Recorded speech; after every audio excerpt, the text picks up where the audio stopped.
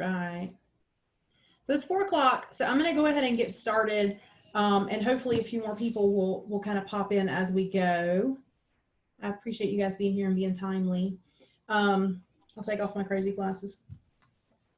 So my name is Sarah, and I'm one of your reps. And you see Kristen there. Oh, and there's Kim. Kim's connecting too. Let's let her get in. Maybe.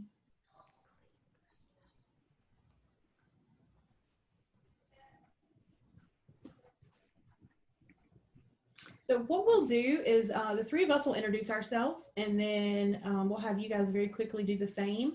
If you would like to. If you don't, that's totally cool too. But you know, we'd love to hear, you know, what school you're from, if you have any kind of yearbook experience at all. So I'm Sarah. I work for and with Kim and have for 5 years now. And my job is really just to help facilitate you doing your job. So I'm here to help you really with anything you need, to help you with your book designs, oh, hi, Kitty. Your book designs, your book, the content, the ladder, the organization, whatever really that you need. I'm going to have to take this background off because it's going to get on my nerves. Yeah. Stop it. There we go. So really whatever you need, lesson plans, brainstorming, cover designs, anything like that, I'm here to help with that. Kim does the same thing and more because she handles a lot of the financials and stuff like that behind the scenes as well. And then Kristen is our office guru, and so she is available by phone and by email and can do a lot of the computer stuff and organizational stuff too. But all three of us are always, you know, on call. If you need us, you can reach any of the three of us. And we chat regularly, and so we all kind of know what's going on all the time with each other usually. So if you can't get one of us and you want to reach out to the other one, that's totally fine. So Kristen, I'll let you introduce yourself and then we'll let Kim speak. Yeah, sure. I'm Kristen. I have been working with Jostens since 1992, and then in 2010, Kim hired me to work with her and all of our customers in North Carolina. And so basically I run her office and help all of you guys with any kind of questions dealing with the yearbook, and so much fun. So I work in the office all day. So anytime you ever need anything, that's all I do. And Kim and Sarah, when life goes back to normal, they'll be on the road mostly to go to your schools and help with your staff and everything. So I'm the one in the office, and I'm easy to get a hold of at any time. So Kim, you're here. You want to jump in? Hi, just flew in here. So I am the head rep for the territory, and like they've told you, Kristen and Sarah work with me on my team. We also have one other lady named Lauren Malarkey. Well, actually two. Lauren lives in Philadelphia, so she's not going to come visit with you, okay? But she's going to do a lot of our marketing.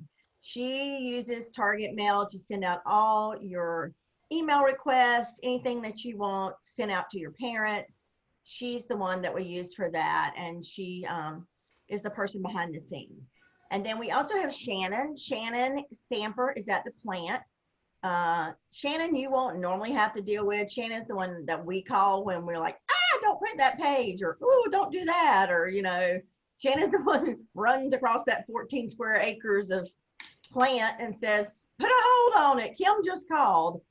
So she's amazing. She's the best customer rep at the plant that you could possibly have. Definitely. She's just amazing.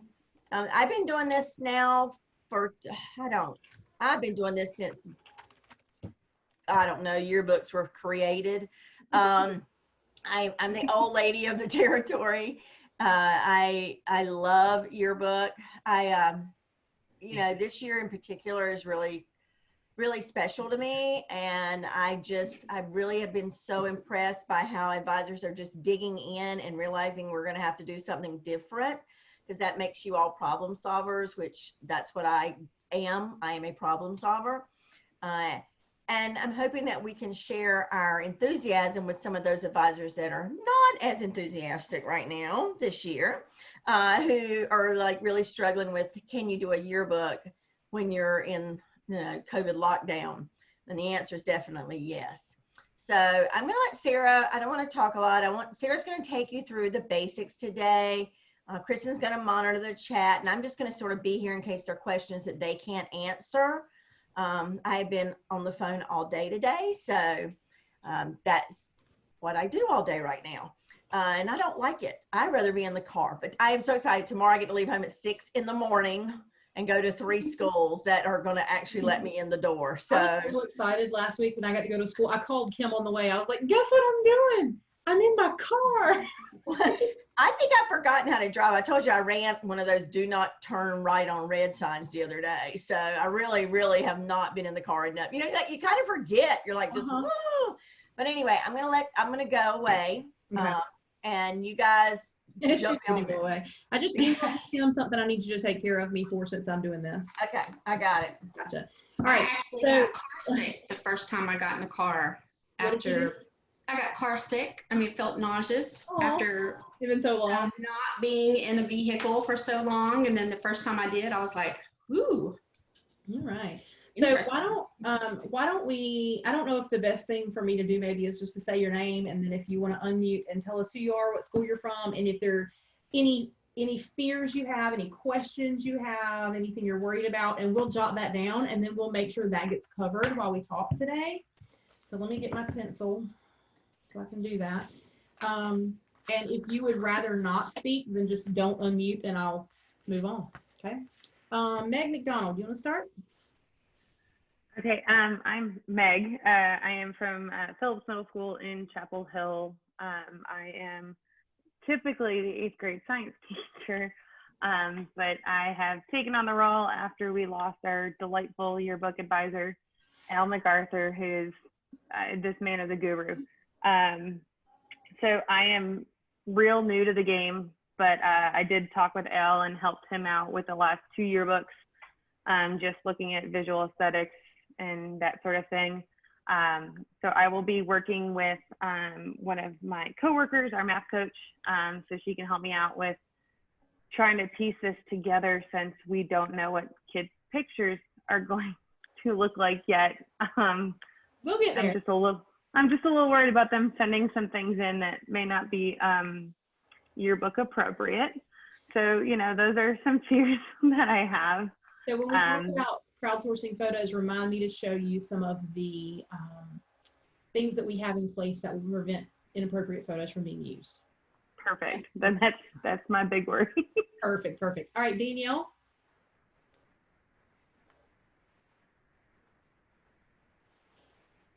Okay, there we go. Sorry. My name is Danielle McCaslin. I teach 8th grade science at Mills Park Middle in Wake County. And we had a person that was doing our yearbook for years and years, and then she stepped down last year. She was working on getting her admin degree, and she's now left. The person who did it last year doesn't want to do it anymore. So Amber is also on this call with me. She's listed as Megan. I think she's on maybe your daughter's account. But Amber and I are going to tag team this together this year. We've both had some experience doing yearbooks when we worked with like elementary schools. So I used to be in charge of the elementary school yearbook years and years ago when I was teaching. But this is, I mean, I know it's different, but I still had that. I still did that for like, I think I did like 4 years of that. So now it's just a matter of learning the new system and the new process. Yeah, I don't have anything I'm like really fearful about. I'm just like, it's just the same old stuff, but it's things that I know everybody's going through, so I know we'll figure it all out. Yeah, I think you're absolutely right. Amber, do you want to jump in and say anything? You're welcome. If not, that's fine too. You guys hear me? I tried to show my video, but for whatever reason, I can't get it. I mean, just to go along with Danielle, I mean, it's going to work itself out eventually, so I'm not going to stress about it when I have 80 other things to stress about. So I'm excited, and I'm excited to collaborate with Danielle. And I think with us having a large population of virtual academy students, I think it's going to be interesting challenge, but it'll be exciting too. So Good. Thank you. you're welcome. All right, Claudia. Hey, I'm Claudia. I am at Smith Middle School in Chapel Hill. Meg, I am excited to meet you. Not only are you my school neighbor, but my daughter goes to Phillips. This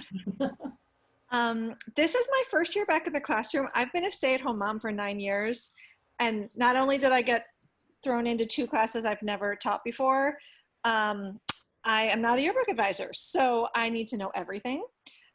Just pretend like you're speaking to a very small child. And I've got an 8th grade class of yearbook kids who are super excited, which is great. And they have a ton of questions, which means that I will have a ton of questions, which hopefully I'm thinking will be answered along the way today. Yeah. But they're really excited to go, and they have lots of creative ideas about how to handle social distancing. So I think it'll be fun.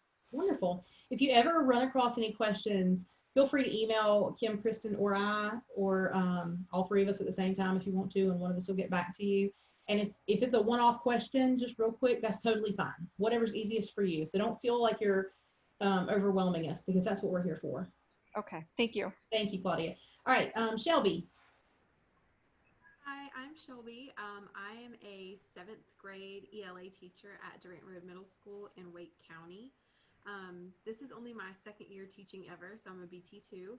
And I'm really excited for yearbook, but I'm also really nervous because I didn't really do anything with my yearbook in high school or middle school or anything like that. The ELA teacher who did yearbook last year, I was really close with, so I kind of saw some of that behind the scenes work. But I think like questions that I'm trying to kind of like source through right now are, you know, what's the best way to do this with student participation in terms of like helping construct the yearbook? Because we had a club last year, but being virtual, that's not really in the schedule. So trying to figure out like how to get student involvement in that way. And also like timelines for organizing when things should be done for certain parts of the yearbook and things like that. So just kind of to wrap my head around like, I don't know, the timeline of when things are due to get the big picture. That's a great question, Shelby. So did you ever think year 2 would be like this? No, I didn't. I didn't even think that the end of my first year would be like. Well, that's true. That's true. Yeah. So you did work with Caroline some? Yeah, I did. Good. Okay, perfect.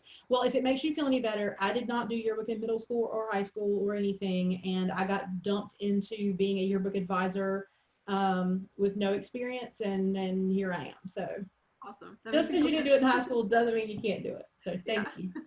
Lexi. Hi, I'm Lexi Heron. I am at South Granville High School. I'm normally an English teacher, but the yearbook advisor at our high school retired, and so I was begged to become yearbook advisor.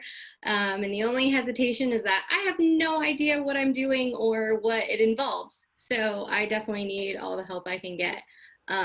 So hopefully, I think a lot of us are in the same boat. So hopefully we get a lot of information today. Yeah, I think you're right. Everybody is in the same boat. And one thing I would caution you is we are going to share a lot today. Try not to let it overwhelm you. If we start overwhelming you, be like, whoa, Sarah, back up and slow me down. Don't be afraid to do that. Thank you, Lexi. Clayton. Hey, everybody. My name is Clayton Griffin. I am the high school band director at Henderson Collegiate High School in Henderson, North Carolina. I am in my 2nd year here, and I am taking on the role of yearbook advisor with all the other challenges that I have to face with band alone. Now I'm doing yearbook, but I'm excited about it. I'm a photographer on the side, so that, you know, is something that really sparks my interest. But yeah, I'm just excited to be a part and join in and collaborate with all of you. And I don't really necessarily have a thing that I'm worried about, but pretty much what everyone has already said, just kind of learning the ins and outs and and I guess collaborating together to figure out, how we're gonna do this all virtual and everything, especially because my yearbook class isn't a live class, it's asynchronous. So just trying to figure out how to do that as well. So that's just one of the challenges. That's one of those new words I had to Google. All the teachers started talking about synchronous and asynchronous. I'm like, what the heck is that? So much new stuff now, but now I know. Clayton, I feel like yearbook is the least of your concerns right now. How are you teaching band virtually? It's really crazy. It's a challenge, but I'm sure. And the crazy part about it, that's asynchronous as well. So it's like, I don't know. My little man, he has band first thing in the morning, and he plays a trombone. So, and it's virtual. He zooms Okay. with every class. It's a lovely thing to wake up to it in the morning. I don't know how they're going to do their fall or their Christmas concert this year, but the band director is planning on it, so we're going to see how this is going to work. Nice. All right. Thank you. Emily. Hi, I am Emily Freeman, and I am the yearbook advisor at Green Hope High School in Wake County. This is my third year teaching, so I'm a BT3, and I am also getting to teach a prep that I haven't taught in my professional life has been very scattered, so I haven't taught it in like 6 years. So it's fun times. I took over this year because our former beloved yearbook advisor decided to go to the other Green High School that is now in Wake County. But Clark left me in really good hands. I mean, she's awesome, and so I just really hope I don't sink the boat that she built. You won't, Emily, you won't. All right. Jessica. Hi. Oh gosh, I'm hearing myself double. Hold on. The joys of technology.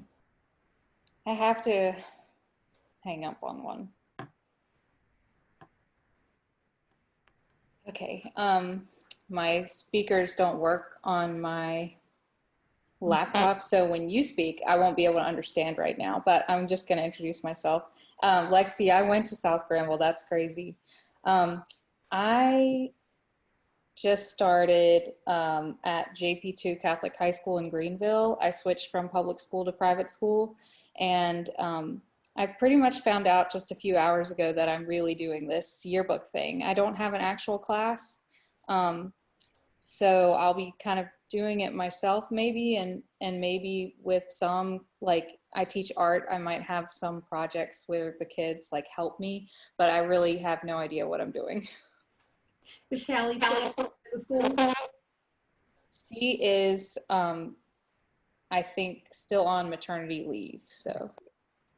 Okay. Well, no worries. We've got you. We'll help you. You're not the only one who doesn't know, I promise. Okay, thanks. You're welcome. All right, let's see. My screen changed, so hopefully I'm not missing somebody. I did Meg. We did. Hold on. Who am I missing? Who have I not done yet? Oh, hi. Yeah, go ahead. I was hiding in the shadows. You were hiding. I'm Dawn Mecklenburg. I'm exhausted, so I look rough. So I am a 7th grade social studies teacher at Dillard Drive Magnet Middle. I get to add the magnet in this year. And I've done 3 yearbooks, but not with Jostens. So I'm trying to look at the technology to use. Was a little overwhelming and scary today. But I'm sure once I get in and get the flow of it, it'll be okay. And then like you guys, some of you, I don't have a class, so I'm trying to recruit students, and that's not going very well.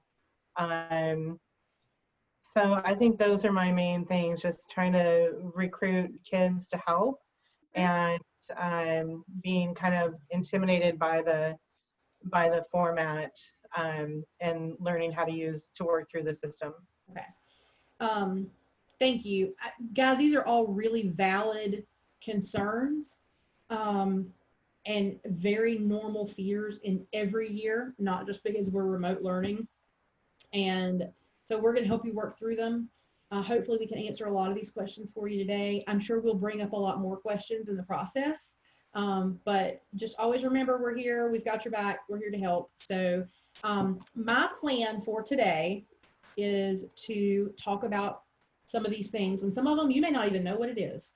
So you guys can give me some feedback as we go if I need to, back the horse up if I'm going too fast, or if I'm telling you stuff let me know that too, and we'll skip on ahead. But we're going to talk about ladder, theme, sourcing and uploading images, getting your staff logged into the software, social media, where students buy books, school portraits. Okay, so that's 7 things that I want to try to cover today, and then we'll have some question and answer time at the end.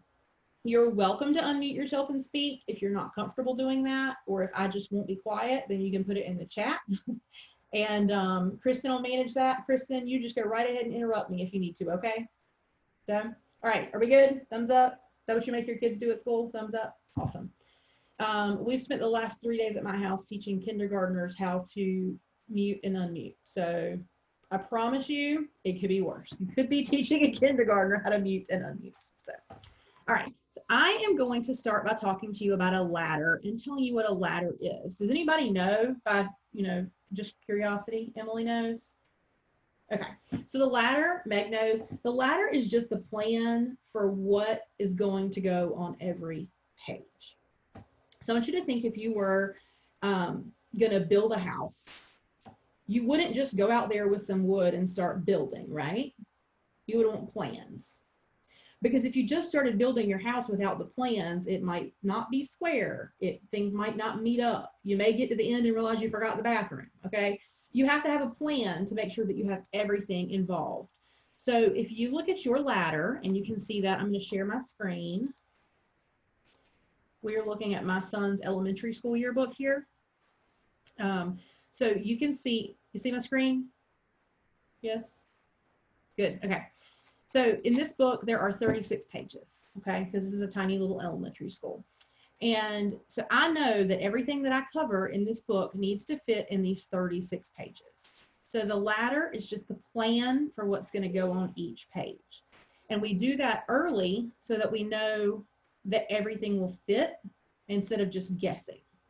So if I know that I want to cover if I want to do weekly coverage, and I can look at how many pages I have in my ladder, and I can say, I have, 200 pages. I'm going to do 1 spread per week.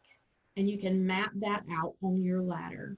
Or I might say, I have 48 pages. I'm going to do 1 spread per month. If you're doing traditional coverage, then you might do a spread for football, a spread for softball, a spread for academics. Does anybody know why we might not want to do traditional coverage this year? Emily, why don't we want to do traditional coverage this year? Well, it's not a traditional year, because if we plan on having, because this is, and I only know this because I sat and talked with Kim about this, because my kids were being kind of like, oh, like normal now. I was like, but if we plan for a full football season and that doesn't happen, then we're going to have those pages blank. Right. Yeah, so everything essentially is sports related for Green Hope. And we all know those seasons are changed and shuffled. So that's what really brought it to our attention. Yeah, I mean, that's absolutely the truth. If, you plan out your ladder just like you plan out your house, and then if something happens and you can't have a garage, okay, well, that's fine if it's on the end of the ladder, if it's on the edge of the house. But if you had it integrated in the center of your house and suddenly that's missing, then you have a hole, right? So we don't have a hole in the middle of your yearbook. And let's say you have a sports section and then one of the sports doesn't happen, then what are you going to put on those pages? You can't move the pages. They are where they are. So you're going to have random candid pictures in the middle of your sports section. Not the end of the world, but if we plan really well to begin with, then hopefully that will not happen. Everybody with me so far? Okay, cool. So when you look at your ladder, you're going to notice that page 1 is on the right, and page 2 is on the left, and page 3 is on the right. The odd numbers are always on the right, and the even numbers are always on the left. And that's because when you open a book, your first page is on the right, So you're virtually looking at a spread where the right side is the odd number page, the left side is the even number page, and this little line in the middle is called the gutter. So these two pages are facing each other in the book. So when you get ready to design these pages, you can design them as if they're one large page or as if they're two individual pages. Okay, still with me? All right, so your online ladder, which I got to by logging in and going to create page ladder. Okay, it's right there. This can be filled in by double clicking, and then you can write in here, type in here, intro page. You can do a description if you want. School, pick, and name. And then pages 2 and 3, and you can label them. Okay, so you go through and you label all your pages all the way through so you know what's going to go on every page. Now, Kim went in and created a sample ladder for you guys. Now, this sample ladder is way bigger than anybody needs, okay? Because I think she made this ladder like 300 pages or something crazy. But this is our 2020 resources folder, which has been shared with you. And if you would like to access that, that is in any of the tip of the weeks. There's a link for it. And if you open ladders, this is a mini ladder page like you're used to seeing in your yearbook kits, if you've ever seen those, where you can plan it out. And this is one that you can fill in with what's going to go on every page. But this is what I want to show you. Kim went ahead and filled out this ladder, just as an example. And you can use it however you would like to. You can make a copy and use it. But this has what's on each page, like I said, all the way through, you know, way into the hundreds of pages. And she blocked out this in 9 weeks, in 9-week clumps. Okay, because that kind of makes sense with the school. So this is her divider for the first 9 weeks. And then she has 3 weeks covered by the week and then a specialty spread. 3 weeks covered by the week and then a specialty spread. Then she has 3 weeks covered by the week and whatever this is. I think that's a weird half week maybe. So I think looking through these sample ladders is going to be really helpful, hopefully. And when it comes to doing the ladder, I'm more than happy to schedule a time to Zoom or phone call with you. So are Kristen and Kim, and we can do this with you. This is so personal to each school because every school is so different. You have a different number of pages, you have a different number of students, you have a different number of events. So if you would like to schedule a time to work on that, we're happy to do so. And we're also going to try to give you some time on Thursday to actually work on your ladder a little bit and ask questions about it. All right, so that's a general overview of the ladder. So let me know how you're feeling right now. You can do it in the chat, you can do it thumbs up, you can do unmute, whatever you want to do. Clayton said, is the ladder something that students set up or advisors? It's really up to you, but I think it needs to be advisor driven because this is going to be, it's going to impact your deadlines and coverage. And I think you need to make sure that you're approving of everything that goes in the book and approving of everything that gets left out of the book. But I think it's really good for the kids to have some say-so in what goes in the book. So you could definitely have them brainstorm ideas and then maybe even help you put the book together, the ladder together. But I would definitely make sure you're involved in that discussion and guide them through that. Other questions or comments?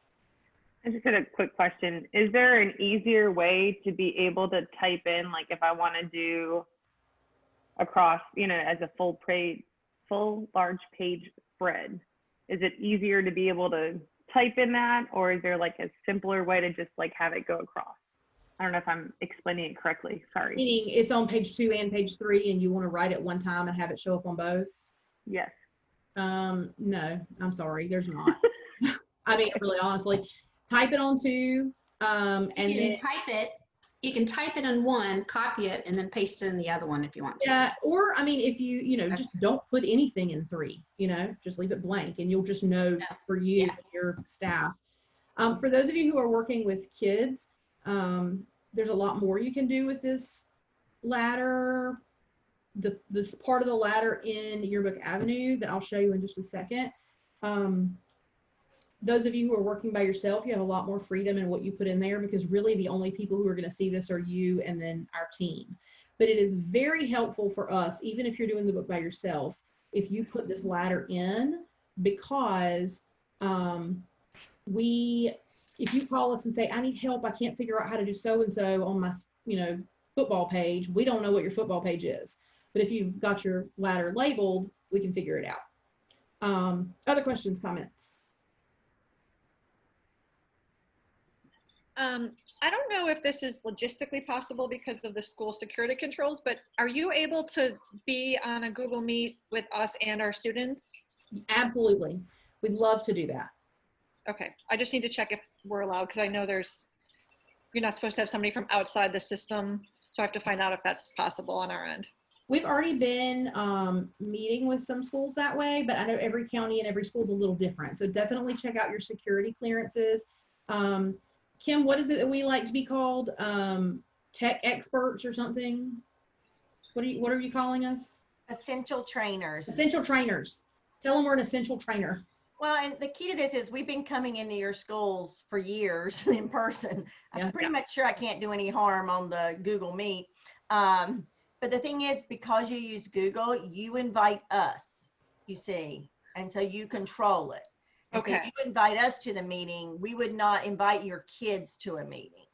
So we would invite us like you would a guest speaker, and we're going to come in and be your essential trainer. But we love to do that. We miss being in the classroom with the kids. So absolutely, we're more than happy to come in and help you do that. You need me to sign papers? Yeah, I got to sign too. Okay. We're selling a house. I got to sign a piece of paper today. In Wake County, other house. Also, one other thing is, most of us, we're on the state approved list already. And so we've already gone through all the security checks, background checks, fingerprint checks. That's been done, and we update that every year. We have to send in forms to the counties and all that stuff. So we're probably past all security. So you can check that. But really, it is very safe. And we, like I said, Google Meet, most schools are not using Zoom. So we would not invite you to Zoom unless it's just you and maybe your editor, but we wouldn't do that with your whole class. Most of that is you do classroom and you invite us. Okay. Perfect. Other questions about the ladder? Okay. All right. So the next thing on my list, if you're ready to move on, is theme. Who are my English teachers here? All right, Shelby, tell me what a theme is. Theme is like your kind of like an overarching idea that kind of flows through the whole story or the yearbook.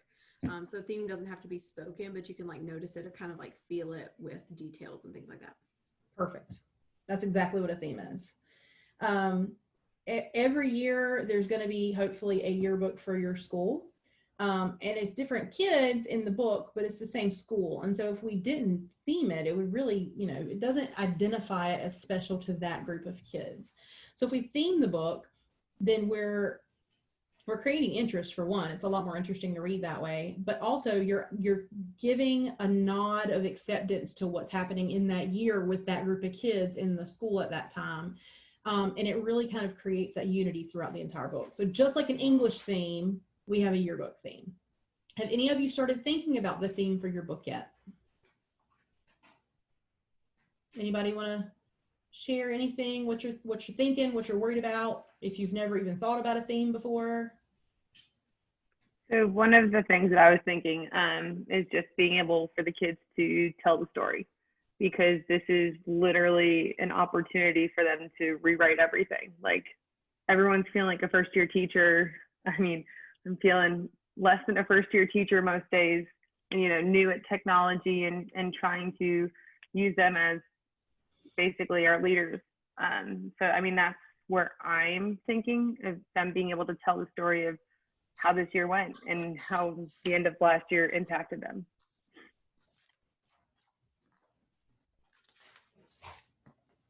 Yeah, definitely. I think these books are all going to be about telling stories, and going to be very personal. I think it's a great thought. Anybody else? I'm signing papers really quick, and then I'll be done.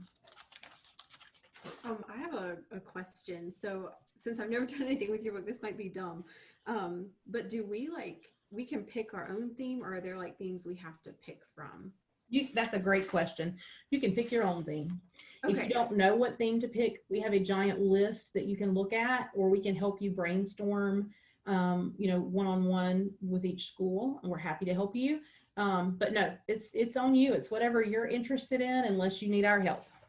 Yeah, so I was kind of thinking of something similar to Meg, like having the kids tell their own story. And the way I was kind of like titling it in my head, because our mascot is a dolphin, I was thinking of like splashing into the unknown. So like we're all just taking this like deep dive into things we don't quite know about together. I like that. Through Our Eyes, I hear from, is that Diller Drive? I think that's it. Make sure I found them all. Sure. I like that. Splashing into the unknown is really fun. I like Through Our Eyes too. All right. What else? Anybody else want to share, Clayton? Yeah, I just have a question. Is there like, and I don't know if I'm getting ahead of you or not, but are there like lesson plans that kind of drive students to coming up with an idea for a theme? That is a great question. There are. I'm going to let everybody else speak to their theme if they want to, and then I'm going to show you that because that is important. Hi, Janie. I see you popped in. We are just talking about theme and asking if anybody has any theme ideas already or anything along those lines. Anybody else want to speak to that? Emily? We are doing Dreaming Out Loud, which is a theme that I had chosen in the spring. And so it still works, still pretty relevant because now we're dreaming about a lot more than we initially intended, dreaming of normalcy and things. But it's going to be sort of more pastel colors than we've used in the past, fairly ethereal. But that's also got a lot of wiggle room with dreams, or as Kim said once, as nightmares. Thanks. Kim would say that. That's funny. All right, perfect. Look, there she is. Okay. Hi. Hi, Janie. How are you? You want to introduce yourself really quickly? Hi. I'm Janie Bocanegra Tyndall. I'm teaching at the Oakwood School in North Carolina. Yeah, and we were actually talking about in yearbook class today what we're planning on doing with all of this and how to kind of not have it be like 5 pages. And we decided to do like intro page contest. So each grade, usually it says like first grade, second grade before all of their class photos. So we're gonna have the kids from each grade submit an idea, a design, and someone will win and their design will be in the yearbook. Perfect. All right. So I'm going to share my screen again, and I'm going to show you a couple of things. I'm going to do this very quickly, so as not to eat up all of our time here, but I'm back in that 2021 resources folder, which again, you can find in any of the tips of the week, which, side note, if you don't do anything else, read the tip of the week. That is the biggest piece of advice I can give you. We try to think ahead and give you what you need before you even know you need it. And more times than I can tell you, we get an email asking a question, which I'm all for, keep doing that. But we get an email asking a question that we literally just answered in the tip of the week. So sometimes you can save yourself a lot of heartache and struggle looking for the answer by just reading that quick email, filing it away so you have it if you need it. But one of the things you'll find in there is a link to 2021 resources. And I've got a folder called lesson plans. And inside this, there's an assortment of different lesson plans that some are advisors have given us that they've made, which are fantastic. There's some we've made, there's some we've pulled out of the digital classroom. There is one right here on theme development. This is all theme development material. Pick and choose what you want to use. And you'll notice when you open them, they're all aligned to the standard course of study. So if you get observed, you look like a genius because you have your lesson plans done. You have all of your objectives done, and you didn't even have to look them up. So that's there. And then we also have a theme development lesson plan in this one, which is the ones from last year. It says 2020 lesson plan, still great to use now. There's one in there. And then I've got my Mickey Mouse one on like what is a theme and why do we need a theme. So if you just want to introduce this idea to your kids, you can do that and talk to them about what a theme actually is. Now, the second thing that you can do, and I think Kim mentioned this in the chat, is that if you go to your Yearbook Avenue homepage, let me start at the beginning so you can see where I am. So do you see where it says digital classroom right here? All right, this digital classroom has an abundance of resources in it. And there's also a search feature. So if you scroll down, when you get to the digital classroom, you can look at things organized by season or by task. The same content, it's just that everybody's brain works a little differently. So you can pick the one that works for you. If you keep scrolling, you'll get down to education and curriculum. And here we have resources and trainings and videos for Layout Pro. There's so many in here, I cannot even tell you. But if you scroll back to the top, there's a search feature. So if I search for theme, let's see what I get. Well, here's some content on theme development. Here's what judges want. If you're doing a book that's going to be submitted for judging, that's going to be some of your bigger high schools. Theme ideas. I mean, it's articles, good go-to themes, brainstorming a theme. I mean, there's so many options in here. Theme best practices, theme overviews, spin-offs, basics. There's so much there for you to be able to use. So that digital classroom is a miracle. It can also sometimes make you feel a little bit like you're drowning because it's so much. So if you get in there and you can't decide what's best, check out those resources. We pull out some of our favorites and put them in there for you. Or email us and say, hey, there's a lot of theme things. Which one should we use? But if you look through those, you shouldn't have to write a lesson plan all year unless you just really feel like it.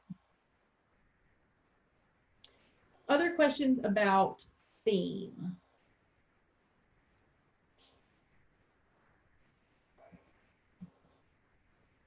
Okay. All right. What is next on my list? Sourcing and uploading images. All right. I think this is one of the things that you guys had a lot of questions about.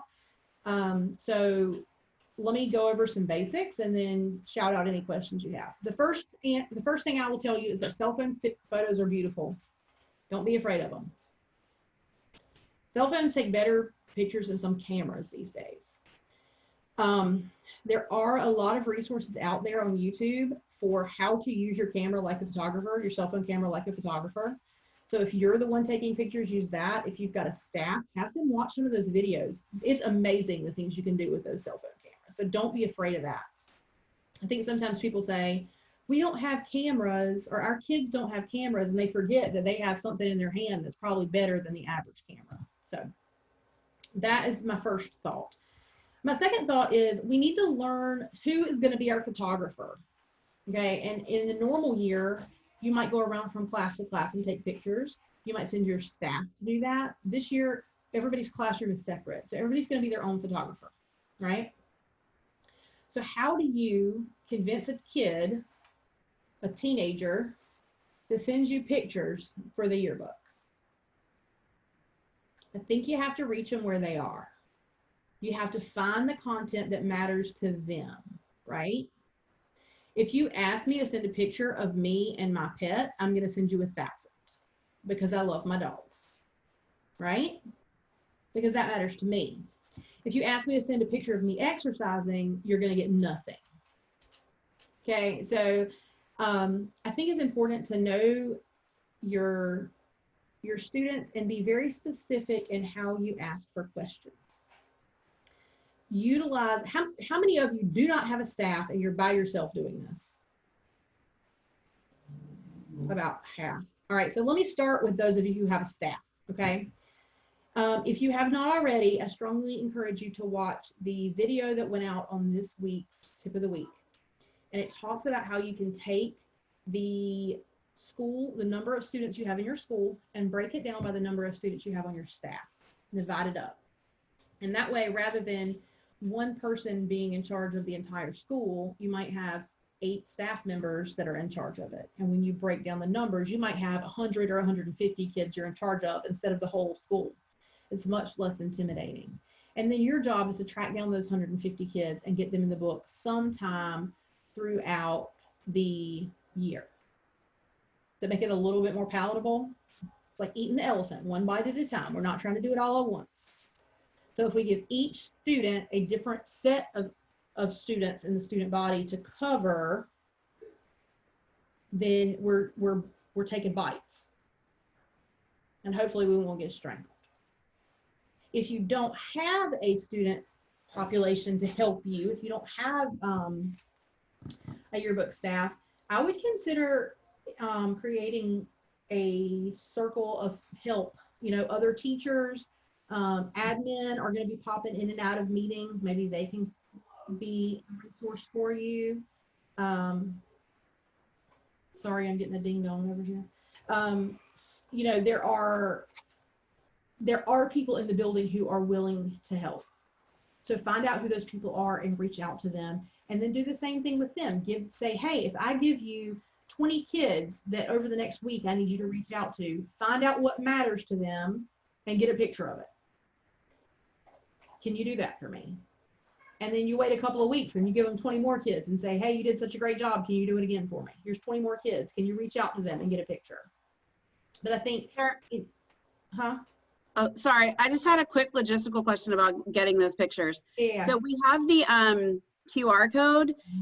Do we have like just a web link that we can give them for people that don't like, I was trying to pull a web code from that QR code and I couldn't, but like some people that are like wanting to just click on it on their computer, they can't just click on the QR code. So yeah, I can definitely send you that link. Okay. And I'll send it to you right now if you want me to. Yeah. Thanks. Yeah. The thing about the link, be careful when you post it. If there are any spaces at the end, like if you get a little click happy and put a space at the end, it will mess it up. So try to copy that thing exactly the same. If it asks for a user ID, it's the nine-digit number at the end of the code. Okay. All right. So somebody asked earlier about how do we make sure that the pictures that get in the book are appropriate, okay? And I think kind of going hand in hand with that, send it to Lexi too, please, Kristen, if you didn't see that. Kind of going hand in hand with that is making sure that all the pictures in the yearbook are of students who have signed that little permission slip saying they're allowed to be published. You know what I'm talking about? If you don't know what I'm talking about, there is a form that kids have to fill out, parents have to fill out at the beginning of the year, and it says whether or not they're allowed to have their picture taken. So if they said no, we can't put them in the book. If they said no to yearbook, I think there's a specific yearbook line. So you may want to check with your admin in a couple of weeks, give them some time to breathe, but in a couple of weeks, and find out if you have any students on the no photo list. Okay, so if they are being submitted online through the QR code, they're going to go into a quarantine folder in Yearbook Avenue. It is not a folder that your kids can access and pull pictures from to put in the book.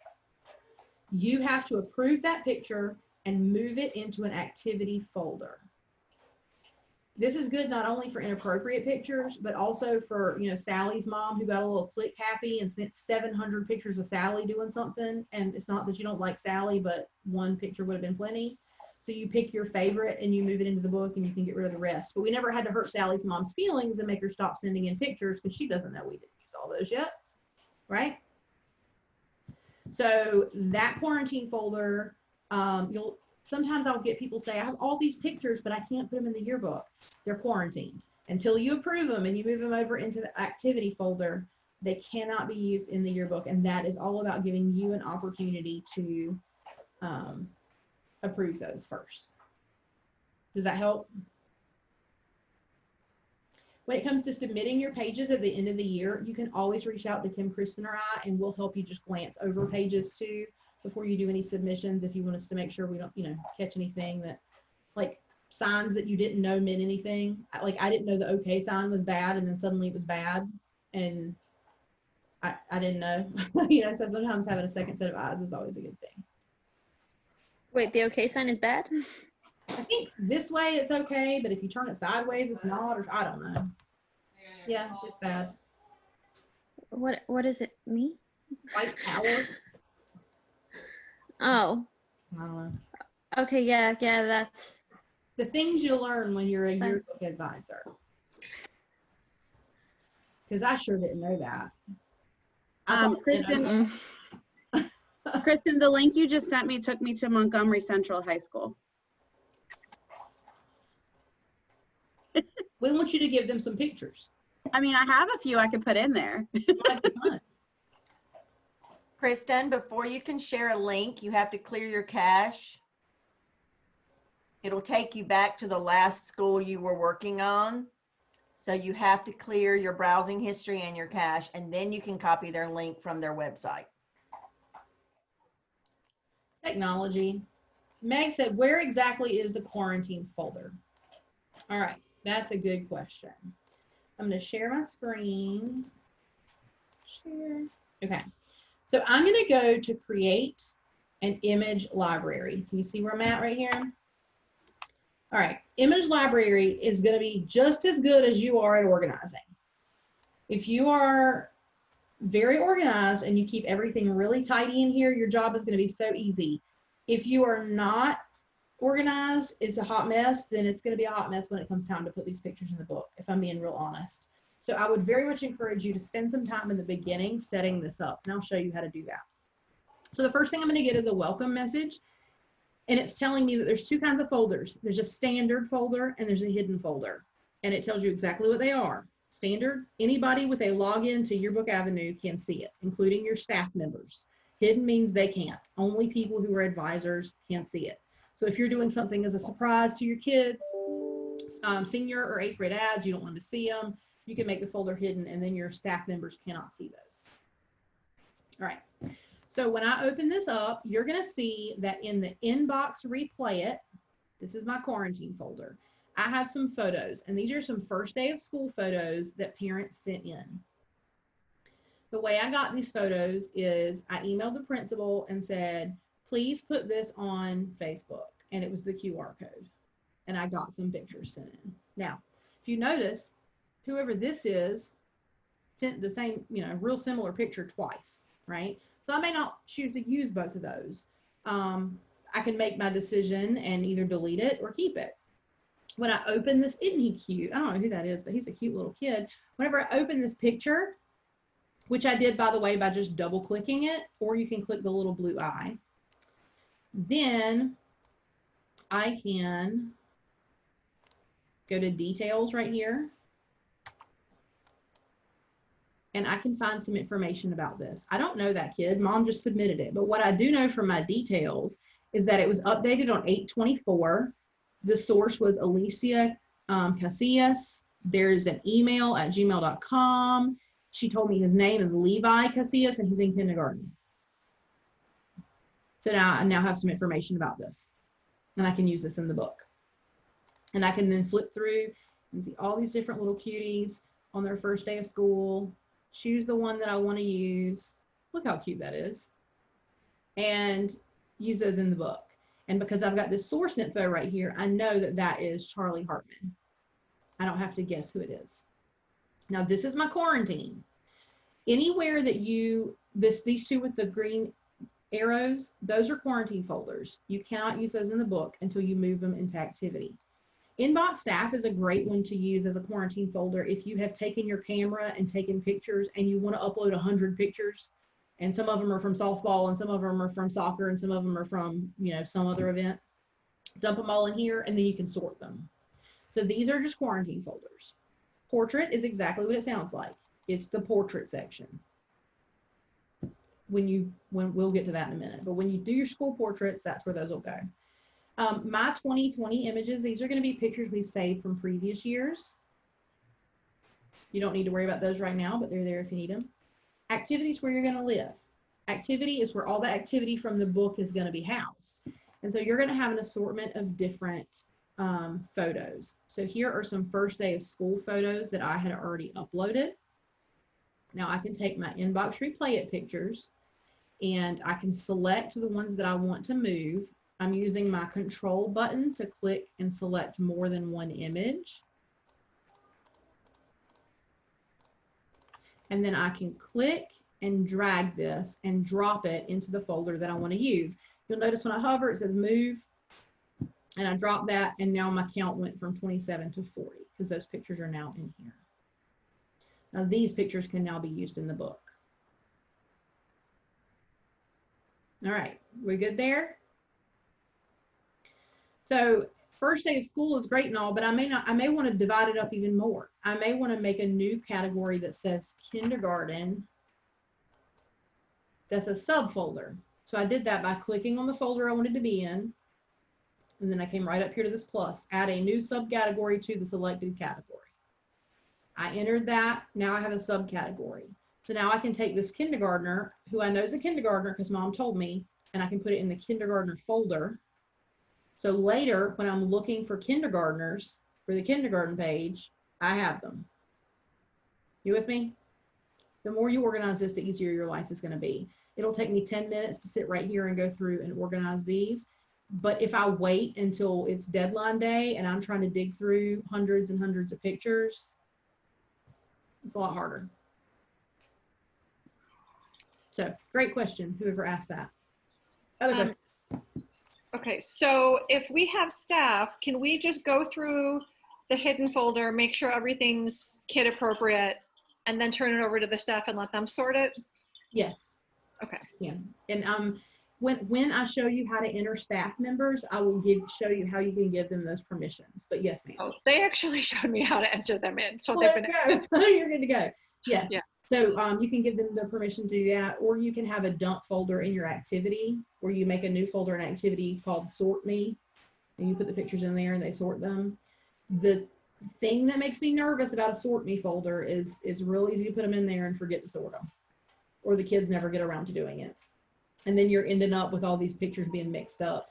And, you know, so, you know, everybody's style is a little bit different. I'm a micromanager, so I like everything to be perfectly organized.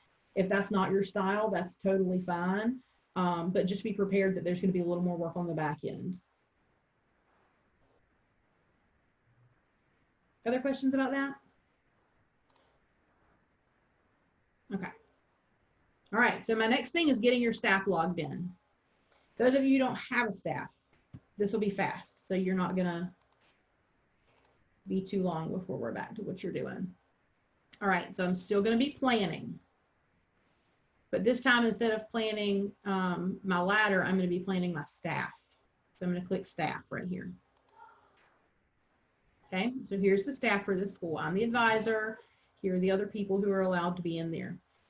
Everybody needs a job number, and your job number is right here at the top, and you should all have one. That is unique to the school. So every person logging into your yearbook site will have the same job number because that is identifying to the plant which school you are working on. So you're going to choose the year and the job number. The login information can be whatever you would like it to be. A lot of times we do like first letter, last name, or first name, whatever you do for your school that your kids are used to. Do you guys have a standard login? If so, just go with that. It's probably the easiest thing to do. Your password has to have a number in it, but there are no other restrictions. So now that I'm here, I'm going to come over here to add staff. I'm going to click that button, and then I'm going to add them in. And let's add Kristen Stimmel. And I'm going to make her K Stimmel, and her password is going to be yearbook1. And email is optional, but if you put it in,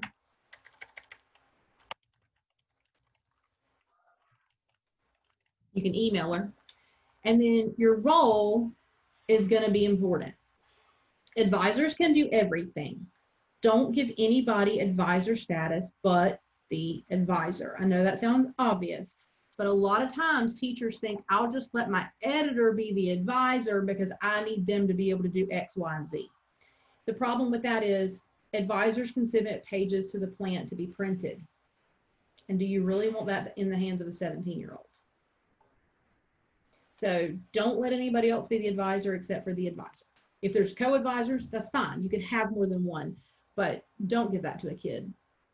Business manager, especially for high schools, you may have a business manager. This is a role for them. There's an editor, and then there's staff. So the average student is going to be a staff member. Now, once you choose the role, you're going to see different permissions pop up. Now, for the advisor, everything is turned on. For the staff, a lot of it is turned off. But if I know Kristen is a troublemaker and she's going to go in and cause drama, I might turn some stuff off for her because I don't want her to be able to do it. But if I know Kristen is a hard worker, she's going to do everything she's supposed to do, I really want her to have more permission, you can turn more of these on. And you do that student by student. So when they log on, it looks the same, but they have different abilities. So if you have somebody that's more trustworthy and you want to give them a little bit more power, you can. If you have somebody that's a hot mess and you don't want them to be able to touch anything, you can turn that off too. So let's really quickly go over what these permissions are so that if something happens and your kids can't access it and you don't know why, you'll know what permissions there are. Upload directly to activity folders is just if you're going to allow them to upload into a regular folder to be used in the book, or if you're going to make them upload into that staff folder that's in quarantine so you can approve the photos first. I never did that because to me that was an extra step for me. But if you have kids uploading haphazardly and you want that control, you can have that. Access to staff inbox. This, Claudia, is where you can give them access to move photos from the, I don't know if they can move it from the, here's the replay it one. This is just the general staff inbox. This is the replay it one. So if you want your kids to be able to sort those, you can turn that on. Downloading images. Do you want them to be able to download pictures from the website to keep themselves personally on their computer? I would say probably not. There are times when you need to do that. Sometimes there'll be, sometimes you'll get a phone call from somebody who's saying, we're doing a slideshow about so-and-so who's retiring. Do you have any pictures? And you might want to download those and share them. Create. To be able to move pages. Don't give kids that power. If you need to rearrange pages, you can, but I really would recommend reaching out to Kim, Kristen, or I before you do that, because it's one of those things that's not hard to do, but it's also really easy to mess things up if you're not careful. So be careful there. Creating an index, editing the names on the coverage report. Like if somebody's name was spelled wrong, the coverage report names are going to be pulled by the student list that your data manager is giving Kristen right now. So she's been emailing all of your data managers to get your student list. They'll be uploaded, and then when you run spell check, it'll spell check against the names from NCYs that we get from your data list. But if there's a name spelled wrong in NCYs and we need to correct it, there is a way to do that. So this is just giving somebody permission to do that. Master templates are a template that's going to be in the background of every other page. It might be your page number, for example, or if you have a design that you want to show on every single page. Photo editing tools. This one is off by default, but you may want to turn it on. And this gives your kids the ability to edit photos within the program. Let's see what else we might want to look at. Page ladder, if you want to let them see that or not, if you want to let them have the ability to hide pages or not. Do you want to allow them to pick fonts or pick colors, or are you going to give them a set number that they can use and that's it? So all of that information is in here. So that's how you enter a staff member. Questions? Kristen, are we doing okay on chat? Sorry, I'm just gonna go back real quick. The UID that is listed, like for the same thing is still happening. I'm still getting Montgomery Central High School. Because I checked it and it wasn't. Oh, okay, no problem. And then I just tried to do it the way that Kim had just emailed out, and I just went in and found the code and put it in there, and it's still taking me to Montgomery Central High School. Danielle, clear your cache. Well, it worked for me. Do you know how to clear your cache, Danielle? I do. Clear your cache, because what's happening is it has taken the image of that one when you went to it the first time. Okay. And so it just keeps taking you back to it. Gotcha. So if anybody needs to know how to clear their cache, I can send you directions. It's really quick. You're just going to go to your settings and privacy and clear your browsing, whatever cache. Yeah, it worked for me, Danielle. It says Mills Park. Okay, so yeah, I'm clearing that now. Thanks, Kim. You're welcome. Also, another random, sorry, another be on tech support today. Okay. Yeah. Another random, just going back to photo questions. I was trying to upload photos into because prior to me having all of this access, I just had set up a Google Drive, a Google photo album for parents to submit photos to. And so I'm trying to upload those in, but it's not, like it lets me upload them from my computer, but I don't know how to then in that window get them to go into the actual folder. All right, let me share my screen. Because if you're having trouble, I guarantee you somebody else is. All right, so I'm going to go to Image Library. Tell me if I've misunderstood your question at any point along the way. And I'm going to upload a picture into ads, whatever. So I'm going to hit upload right here. Yeah, I was trying to do it into the inbox staff. Okay. But I guess either way doesn't really matter, I guess. Okay, so I'm going to click inbox staff, upload images. I'm going to click Google Drive. So I was trying to do it straight from my computer. Does that matter? Nope, we can do that too. Upload your images, upload images. Here's some pictures I have on my computer. So if I pick one of these and click open, and it's uploaded. So now it's right here. Okay, I did that. This is a quarantine folder, so it has to be a PNG, a TIFF, or a JPEG. Okay, and do I have to do it one at a time, or can I do multiples at one time? You can do multiples at one time. Let me show you how to do it through Google Drive too. If you open Google Drive, it's going to ask you to choose your account.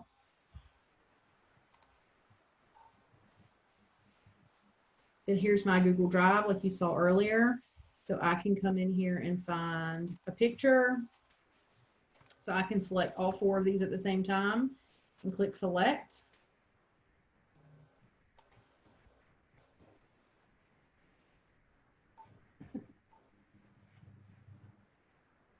And some of these are pretty big pictures and they'll all upload.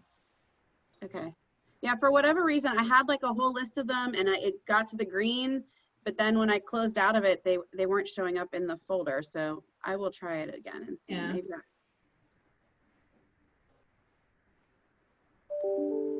It's highly possible it's just operator error.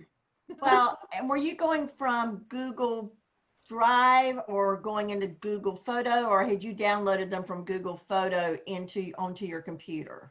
I had downloaded them from the photo album onto a folder on my computer. Was that folder zipped for any reason? Was it compressed? No, I extracted them all. Okay, so you had also extracted them, which is good. Just all the questions I need to ask. Be careful, like most of the time, sometimes I have to leave a folder, come back to the folder, and then they show up, because it's taking time to go there. And also keep in mind that those pictures have to be moved out of quarantine down into these folders before you can use them. Because anything that's got a gray box with a green arrow is quarantined. Okay. This is where I am. I'm in the quarantine area. So the other thing is HEIC photos is a format that you're going to see taken with some cell phones, some iPhones, and they will not upload. They have to be converted to a JPEG. I turned that off on my phone. It has something to do with space saving or something, but sometimes you'll get HEIC photos. So if it's not uploading, it could be that. So check to see if the tag is .jpg or if it's HEIC. Got it. So here's my pictures. So I can then tag a picture, just like you would tag on social media, okay? So here we go. I can click on the face, and then I can put in who it is. And we're going to say I'm Caleb Griffin, even though I'm not. And now it's tagged. So I now know who that face is. And this is how you're going to later run an index. It's also how you're going to keep track of who's in the book and how many times they're in the book to try to make sure you're equitable in that. I have a quick question about that. Yeah. As far as like the index, when you're tagging those photos, is there a way to like go in and like double check like behind students, like when they're uploading photos, if they make sure they're tagging them, or is it literally just a matter of going through every single photo? That's a great question, and I should have not stopped sharing the screen. Do you see how all of these photos have a little green tag in the corner? Can you see that? Let me zoom in. Yes. That means it's been tagged. If it has not Right. been tagged, that won't be green. So, like, multiple people in the image, it'll still show it even if it's only tagged for one person. That's true. It's only going to show if it's tagged for one person. So like in this photo, I can see 5 faces, but if I click on this, it's only tagged with 1, right? So in that case, you unfortunately do just have to check behind them. Okay, thank you. You're welcome. Other questions about photos? I know this is something that you guys had a lot of questions about at the beginning, so I don't want to skip over any of those.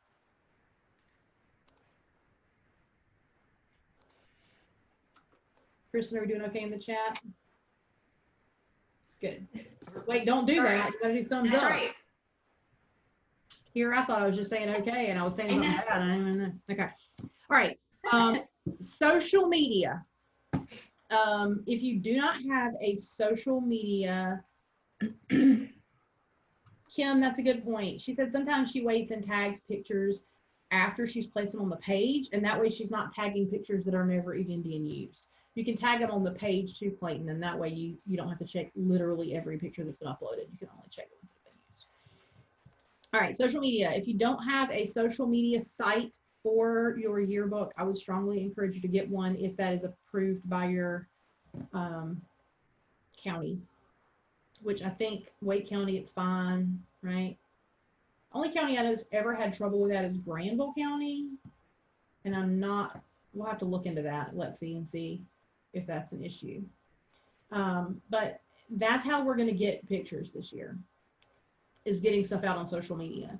So what platform do your kids and parents use? Like in my county, it's Facebook. In Wake County, I feel like it's Twitter. Like, what's the popular one where you are? And is it different for kids and parents? I think it's different in Chapel Hill, Orange County. I think it's more of the Snapchat and the Instagram kind of thing, because all the filters and everything else that the kids have been using. Okay. But I also, it's hard to have kids pull pictures from Snapchat and be able to then send them, because then they'll kind of be all crazy. I don't know. You don't want every picture in the yearbook to have a filter on it. Right. I don't need the dog face with I have one of those at home. We're all good. Yeah.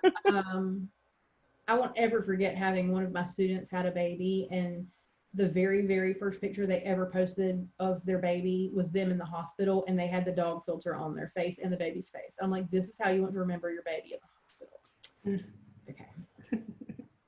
All right. So Emily says we use Twitter, both use Twitter, but kids use Instagram and Snapchat. Okay. My county, most of the parents are on Facebook. I know Twitter's big in Wake County. I know Instagram is big. I don't know, I'm old. Look, I struggle really hard. I don't do Snapchat. I do Instagram. I try to, and I do Facebook, but I feel like this is a place that you need to be active.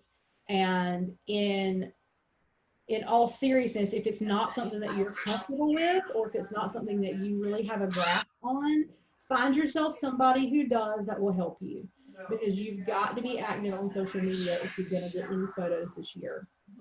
Some other options besides social media are your emails. If you have those email links, really that's it, unless you're going to call people and ask them, right? What's the remind thing? Maybe if you do remind at your school, possibly would be an option. Anybody else have any other thoughts besides social media? I don't know. I'm not old, but I don't use any social media formats, like, at all. Yeah. Ever. But my kids mentioned that in the past, your book has had an Instagram. Oh yeah, TikTok. Someone just posted on chat. Oh yeah. A lot of kids do that. They do. But I have no idea. Somebody on who was I talking to this morning? Somebody on Summit I was on today, they all started to run together, told me that they thought that PE should start learning TikTok dances as their exercise. Don't you think that would be fun? Tell your PE teachers that that's what they should do for exercise. Teach their kids a TikTok dance. I mean, I remember in elementary school learning Thriller. Oh yeah. Okay. Yeah. So that makes sense. Yeah. You know, you can do lots of research and you can dig into this as deep as you want, but there are certain times of day parents are more likely to be online. First thing in the morning, you know, right after dinner, you're going to have more people online. You know, one thing that I've learned is the more interaction you have with your post, the more they stay in people's feeds. So when you're getting started, I would reach out to your husband, boyfriend, girlfriend, cousin, mama, whoever, and say, every time I post anything yearbook related, like it. Even if you don't like it, like it. Because the more activity that's happening on that page, the more likely it's going to stay in the feed. Reach out to all your teacher friends and say, can you please, you know, keep an eye on this, comment on it, retweet, repost, whatever, and keep it out there. And I think that's how you're gonna get the most buy-in there. I definitely want you using those Google forms and asking specific people for specific pictures and questions, but I think it can't hurt to crowdsource in a broader sense as well. And social media is how you're gonna do that. And that's also how you're gonna, I mean, change it up. You know, you don't want to post the same thing. Think about on your social media, if you have it, how much is too much before it starts getting annoying when people post. Don't be that person. But if you don't post enough, you get forgotten about, right? So what's that sweet spot for you? I don't know, is it once a day? Is it once every other day? Is it once a week?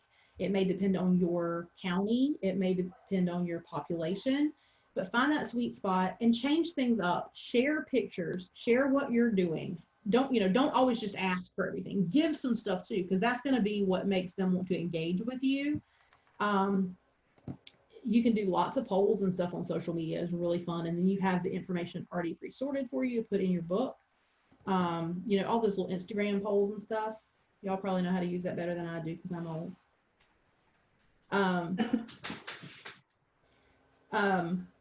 So I feel like you need to be comfortable with social media, and if you're not, find somebody who is, who will help take on that role for you. Questions about that? I know this is something that our team struggles with. We try to be good on social media. We could probably be better at that, but if you want to find us, we're NC Yearbooks everywhere. We're trying to be better about posting. Weekly newsletters. Yes, that's brilliant. Any weekly newsletters. Sometimes there'll be a parent phone call home that goes out. Yeah. And I think asking for specific photos is huge. If you say, send me a picture, you might get nothing, or you might get something dumb, or you might get the same headshot from the same kid 100 times. But if you say, I need a picture of your virtual learning space with you in it, you're going to get what you've targeted to get. All right, other questions? All right, where students buy books.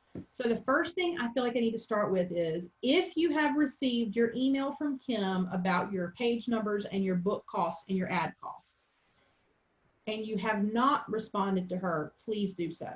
If you have not gotten that email yet, bear with her. She is working very, very hard to get through them all, but there's a lot of you guys. So if you have not gotten it, or if you're not positive if you've gotten it, you can either reach out to her and say, let me know if I should have gotten this yet, or whatever. But Kim, I don't want to bombard you with people saying, send me my stuff now. I know you're getting pretty close to being done, but that's really important, because we need to know your answer to those questions in that email about prices before we can set your book up to go on sale. Any questions about the email that Kim sent out? You know the one I'm talking about? How many pages she recommended and all that good stuff? I'm getting a lot of blank stares here, Kim. Right. I said in my muted stage. basically, don't freak out when I send that email. What I've done is try to come up with a calculated number of pages I think we can start with. And you guys can see I did a ladder of 300 and some pages. So obviously I know we can do a lot. But what I've done is, and most people don't realize this, is that when we start to make your cover, and your cover, when you send us your theme and your cover idea and all that, when we start to make that, we have a 16-page add or 16-page delete, and the cover still fits. Okay, does that make sense? Because the spine is only so big in everybody's school. Like the spine is what does this. So we want your binding to be tight. So what I've done is I've tried to pick a number of pages we can start with that I'm comfortable that if we need to take away 16 or if we need to add 16, we are in a sweet spot. Okay, I'm trying to put you in that sweet spot with a number of pages. And then I've gone through and run a budget, which takes me a long time because I have to go in and go, how many books did we sell at this price last year? How many did we sell at this, you know, how many at the whole 9 yards? It takes me about an hour per school.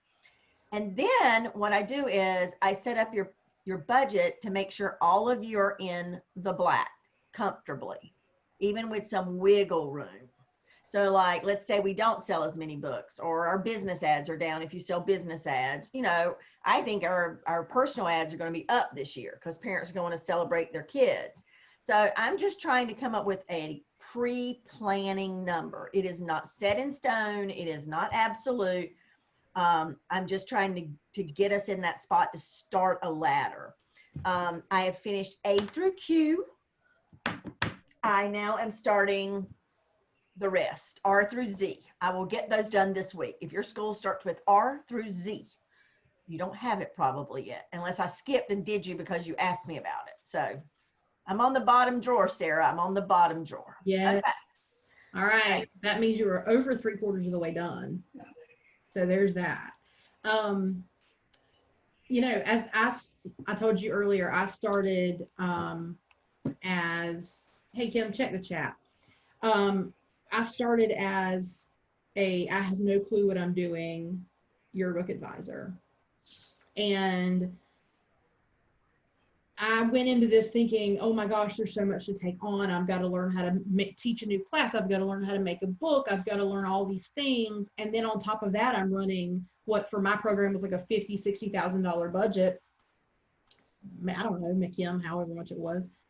It overwhelmed me, and money was not my strong suit. Okay. I was a history teacher.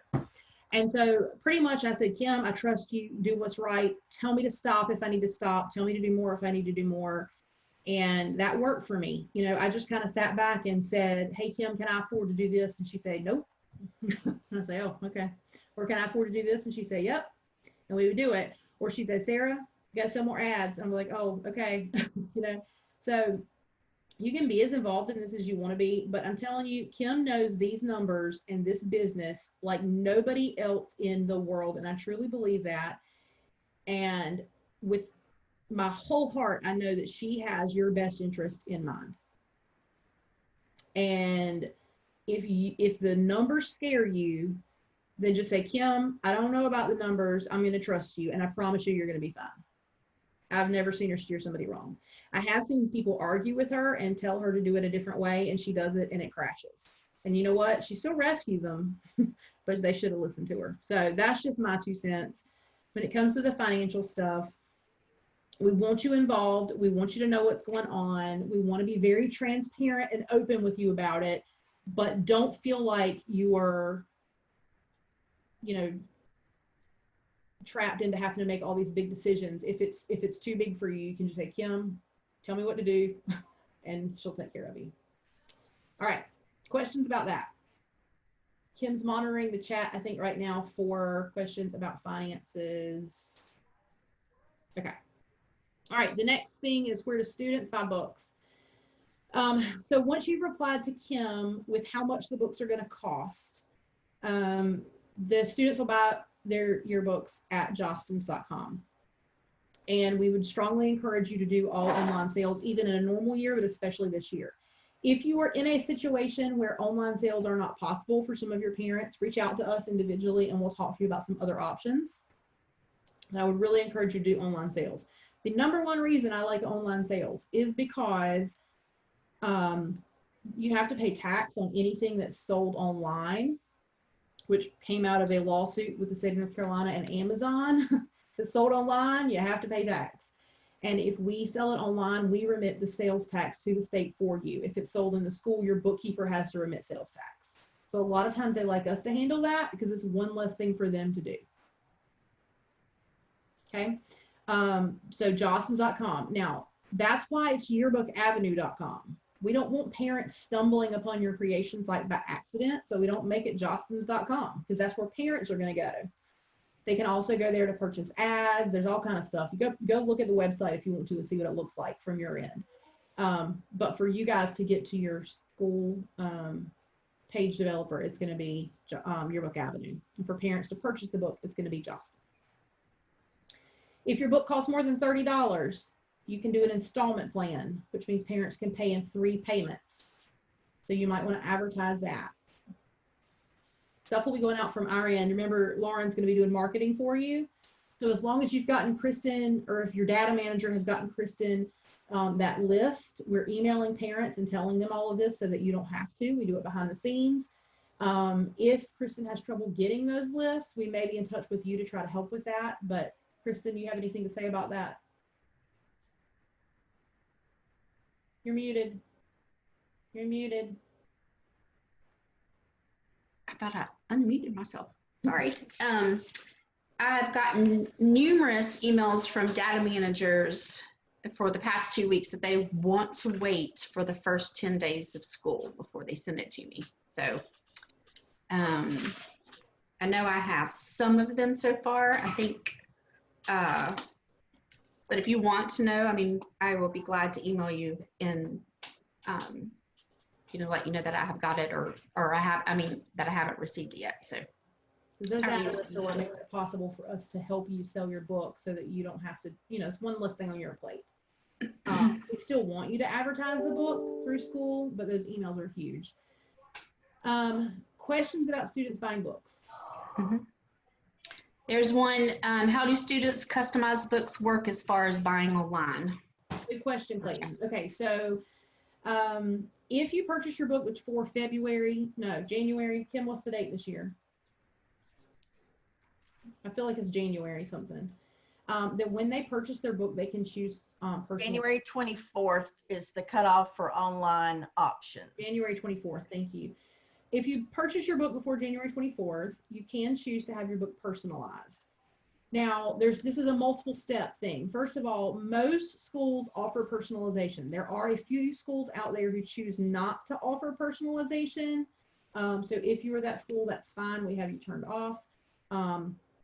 Personalization just lets the kid put their name and or an icon on their book. We have some beautiful personalization offers that are like monograms and crests and all kind of fun stuff. I let my kid decide what was going to be on his yearbook this year, and I think he's got a dragon on it. I don't know. He's not a dragon. They're the Bengal tigers, but he wanted a dragon on his yearbook. There's all kind of fun stuff they can put on there. That has to be done by January 24th because those covers then go into production, and after that date, they cannot be personalized anymore. So if the books are personalized for your school, when they're delivered, they will be in a separate box. They'll have blue writing on the box instead of white writing, I think. There'll be a sticker on the side of it that says it's personalized. It will tell you exactly which books are in that box on the outside of the box. When you open up the box, the books, if they're hardcover books, will be wrapped in a band that has the student's name on the top and the bottom, so it's very easy to identify who it belongs to. And the distribution list, which I'm not even going to get into, we'll talk about that when it's time to distribute books, but there's a list to help you distribute books. We'll tell you if they're personalized or not. So it's very easy from you guys' ends to distribute those, and parents have the option to buy that. They do not have to.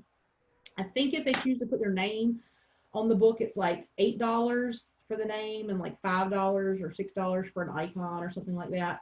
If they buy early in the year, they can get those icons for free. So they pay for the name and they get up to 4 icons free. They do not get free icons for buying a book. They get free icons for buying a book that is personalized. Then they can have the 4 icons for free. You know what, guys? The great thing about this is you don't have to deal with it. You don't have to manage it. You don't need to look at it. You don't need to worry about it. You don't need to be the gatekeeper. Let the parents take care of that, and then everything's labeled and easy to hand out, and you make over $1 per book that is personalized. Yeah. Okay, for your good way to make extra profit. Yep. Kim, I feel like you're like just a little puppet popping in every now and then. You see your little face. Okay. Questions about. Let me tell you why that is. It's because I'm working diligently to answer these questions. I know. I am behind the scene tech support. Emily, you know what I'm doing. Yes. Emily's been at my crazy house. She knows. She thinks my whole family's crazy. They are a little crazy, but we love them. Okay. All right. The next thing on my list is school portraits. All right. Do you know, for starters, who your school portrait photographer is? Okay. Most of you will have either Lifetouch or Strawbridge. Not everybody, most of you. If you do not know who that is, they're the us on the photo side. So there, you should have a rep that helps talk to you about your photos. We will help you too as much as we can, but we don't work directly with that. We just, because we all work kind of together, we try to help each other out. But there should be a rep for you to contact about your photos. And that's something I would try to find out at your school, or you can ask us. If we know, we'll let you know what we know. If you work with Lifetouch, Lifetouch is, how many, we have a couple of high schools at least, right? South Granville, do you know what yours is? Strawbridge. Okay, and what about Emily? What's Green Hope? I think they're Strawbridge. Yeah, Strawbridge as well. Do I have any high schools on here that are Henderson Collegiate? What are you guys? I'm not certain of the name, but it's not either of those. It's a private. It's a private. Okay, that's cool. Yeah. Okay. All right. I think it might be Lifetouch for Oakwood, maybe. It might be Lifetouch. Okay. All right. So my understanding is that Strawbridge may not be doing the traditional tux and drape this year because of COVID. I believe Lifetouch is. So just kind of keep that in the back of your mind about how you want to handle that. I think most schools are just letting people wear what they want to wear. Kim, do you think that's right? Yes. Strawbridge refused to do the tux and drapes because they didn't think it was sanitary and they didn't have the means to clean them in between appointments. So they're doing what we call Sunday best. Now, this is how my kids were in high school. They did a informal photo anyway in front of a brick wall. They're hanging up in my dining room. They're perfect. Also, I've talked to a lot of principals about this. We're going to have some kids who don't get photographed this year that won't come to school to do it. So you know what? We're going to use that private little image share upload. We're going to send the parents out a little thing that says, take a picture of your kid in his Sunday best, and we're going to upload them and flow them right in, because really, what is the most important thing? We get them in the book. I don't care if they have a tux, a tie, or a t-shirt. Okay? Really just flow with this. Just be lenient, because we just want these kids in the book. And so we're going to, we'll send the parents some, like, hey, could you stand them in front of like a blue wall, but if they can't, so what? So Brittany at Beargrass did a really good write-up to send to her parents on how to take pictures, because they're having their parents take all their pictures. I can share that with you in that folder. And then you can make a copy and send it out for your parents, because we're just going to have to be that lifeline for those parents to be able to send in those types of photos. Our normal response to how to handle student portraits is so different this year than it ever has been before. We're kind of figuring it out as we go too. But I think maybe your first stop is to reach out to your portrait company, find out from your principal who that is, find out from your bookkeeper who that is. They're probably going to know, because they're probably going to be the one that gets the check from them at the end of the year. So they're probably going to know who it is. Okay, I had this question today. What happens if we don't do portraits until the spring? Okay, and this is what I said. So we'll wait. We won't turn our books in until we're finished with it. Because really, what is more important? And then if we have to have a drive-by distribution in July or August, we'll have a drive-by distribution in July or August. I mean, you guys are going to learn that I just flow with this. There is nothing I can do except flow with it. I have a senior in high school in my house. I have a husband who's teaching AP chemistry from virtually. I am right there with you. But I told him, I said, if it's April before we have the little kiddos come in and get their picture taken, some schools are planning drive-by picture days where they literally drive up, the kid gets out of the car, walks in the lobby, has his picture taken, and walks out another door and gets back in the car and goes home. I mean, we can do this. We'll figure it out, okay? And the great thing about that image share is every parent can upload their picture and it asks for their name and grade. So we can easily sort them and flow them in. Now, Brittany at Beargrass did find a program online that's BG dot something, I don't know. It removed backgrounds. You had to pay for it. So I wasn't sure yet. I was looking for a free one, but this one only gave you so many background removals that you could replace with another color background. I tried it on a few kids just to see if it works, and it was the easiest thing I've ever done. It was just so quick. So I will be searching for something like that as well. We'll be giving you all kinds of resources. If a high school's out there and you're going to be covering the election, or a middle school, you're going to be talking about, you know, the election, I'm going to have free photos for you on all of that. Okay. So we're going to have all these resources. Okay. Now I'm going to pop out and keep sending you guys these emails with all of your money. All right. So that is all I had planned to talk to you guys about today. I'm really impressed. We did good. It's 5:40 and all we have left is Q&A. So that's pretty good. All right. So you guys unmute yourself if you want to, or again, you can use the chat and just fire away. What questions do you have that have come to your mind? Is there anything, did this ease your mind? Did it make you more crazy? What are we doing? What do we need to do? And then on Thursday, when we come back, we're going to actually start getting some things done. We're going to work on completing your ladder. We're going to work on, you know, going through some of those Google resources and seeing what you need so we know what to make for you.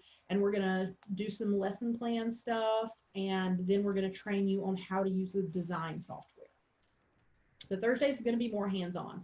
So any more questions about anything? So I had put in there, I don't know what it is. I don't know if maybe it's just my team or my grade level, but I always get at least 20 new kids in my own classroom, let alone the entire school. There's probably about 60 new kids that just come. So when I go to, can we repopulate our list, or does that have to go through one of you guys in order to be able to get their names into the system? Kristen, you take that one. You can either have your data manager send me an updated list. I'll be glad to update that. Or just depending on how many you have, you could probably just add them yourself. But I would rather have the list, and then that way we can take care of it in a second. So perfect. Yes. Good question. I have a question. As far as, you know, piggybacking off of that, when should we get that list of our full population? So Kristen, I'll let you take that one again. Yes, I've already emailed your data manager, Clayton, and I'm just waiting. So we would like it as soon as they can send it to me. I'm not sure if your data manager emailed me back yet or not about it, but like I said earlier, I've received a lot from the data managers this week on, and last week too. I started emailing last week that they want to wait for the first 10 days of school before they send it to me. Okay, yeah, we because we're a charter, we don't necessarily have the same titles like bookkeeper, data manager. I'm not sure who you reached out to. Do you know who it was? Or this might be like a one-on-one. Hold on one second, I can tell you. Hold on.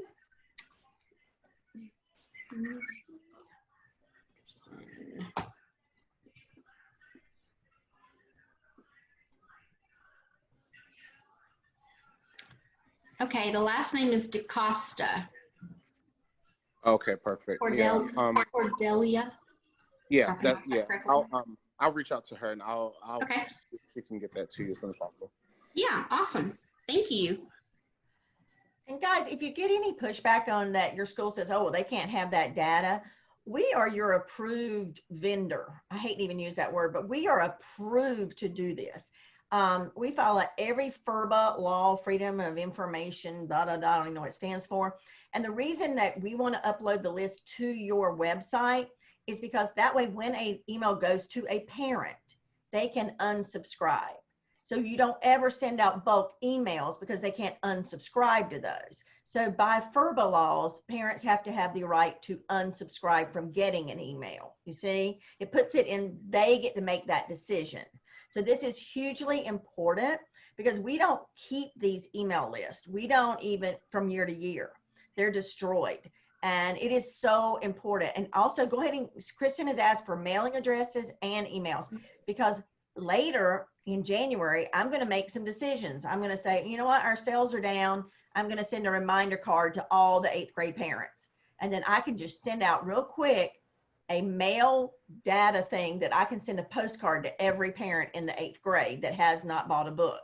So there's ways that we can use all of that information to help you. And you don't even have to do anything. Most of the time you don't know I'm doing anything because I'm just secret behind the scenes doing all the things that get your book sold. And that's why at the end of the year, we don't have any leftover books. I mean, we know how to market your book. We know how to get those parents involved. So trust us with that. And if you get any pushback or Kristen has to bring you in for strong arming the data manager, we'll also call your principal. I'll talk them through it. I'll show them all the letters from the lawyers and the whole 9 yards. Because everybody's a little freaky right now. Everybody's a little freaky. Okay. Yes, I just had one high school that the data manager wanted to wait. He was like, I don't have enough time to do that. And I replied back and thanked him for helping. And I copied the advisor and he got right to it. And it was like 30 minutes later, she had emailed him and said, thank you for your helping Kristen. 30 minutes later, he sent it to me. So he was like, yes, so you guys are magical without even having to say anything. Just having your name there. Yeah. Scared them.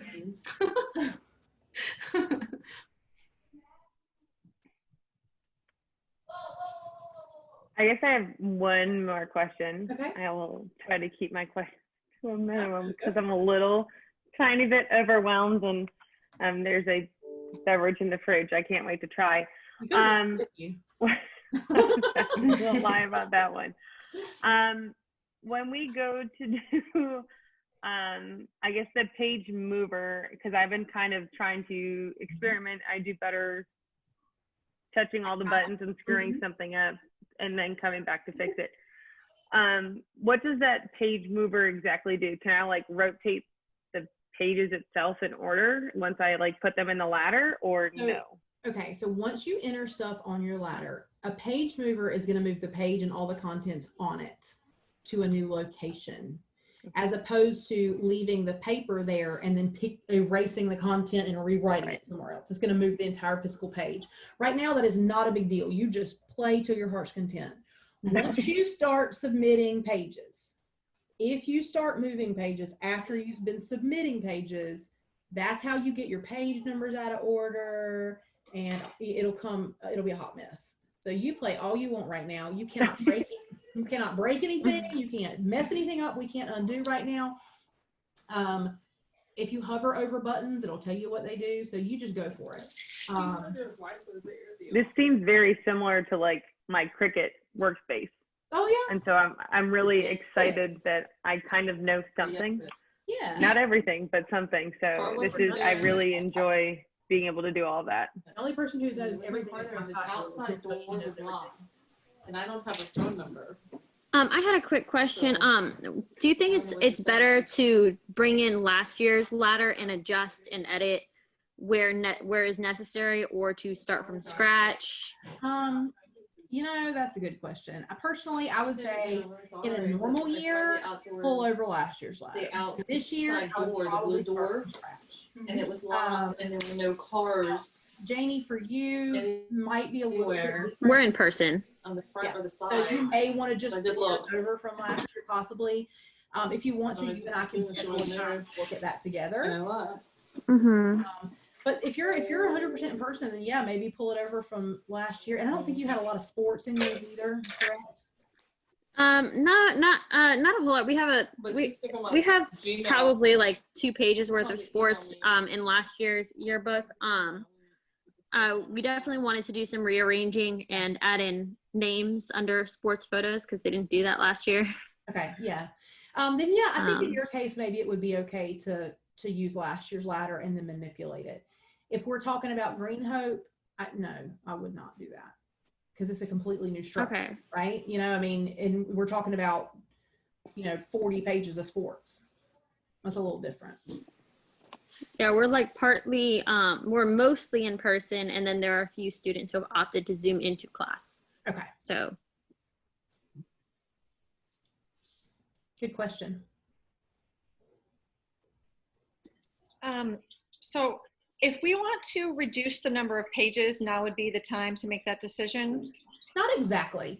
That's a great question. Now might be the time to start to kind of ponder that in the back of your head.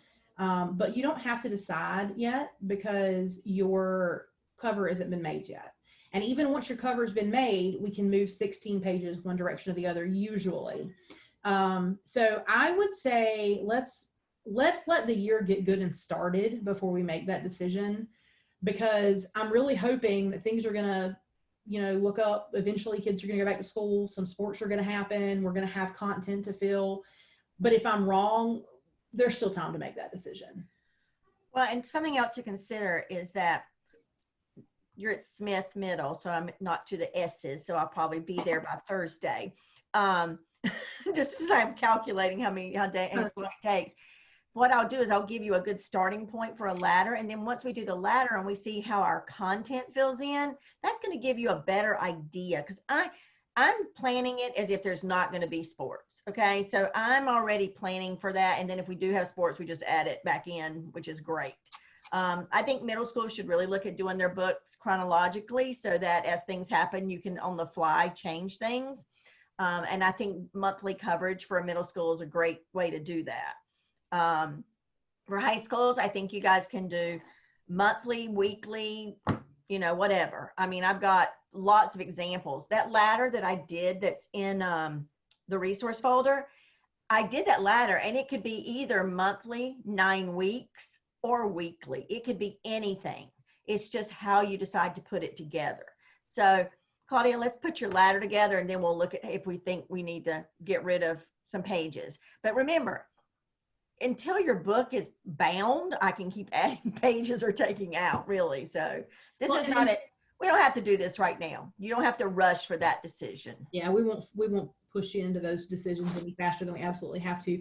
And in your neck of the woods, you're going to get a lot of parent, I feel like, submissions.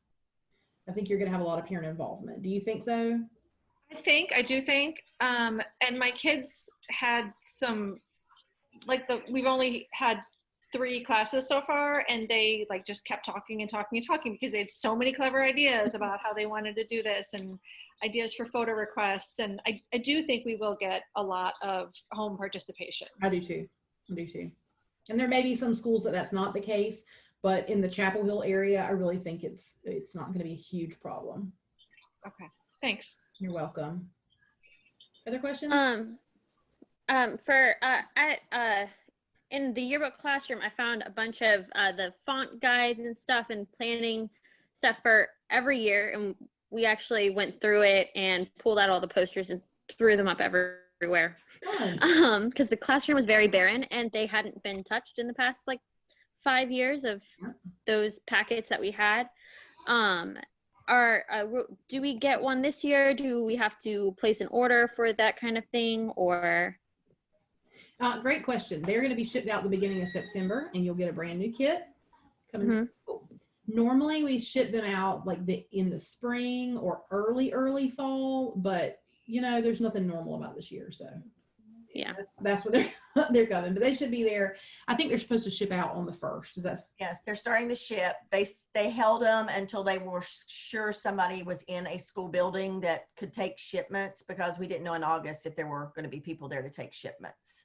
So yes, that's a great question. All new In the kits. meantime, you can find a lot of that stuff online as well. The current stuff, if anybody is not in a position where they have the old ones, we can show you where to find that online too.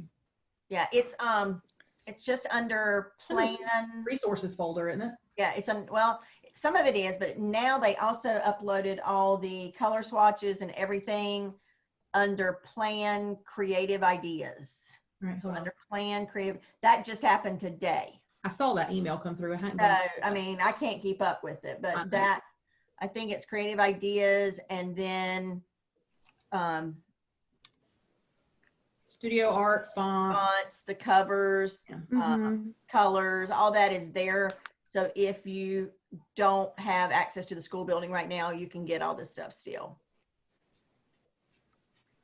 Okay, awesome. Thank you. I would encourage you, for the colors in particular, when you're making your color choices, if you have access to the paper one, use the paper one, because that's what the color will look like printed. On the screen, they're going to look a little different. It's going to depend on how bright the light is on your laptop or your computer screen. It's a little funky. So especially if you're trying to match like the exact school color, especially reds and blues. I feel like reds can look pink or orange and blues can look purple. So I would really encourage you to use that paper version to choose colors if you can wait. And the old ones are good. I mean, it doesn't matter. You can use the old ones. If you have the old ones, the colors are the same. Other questions?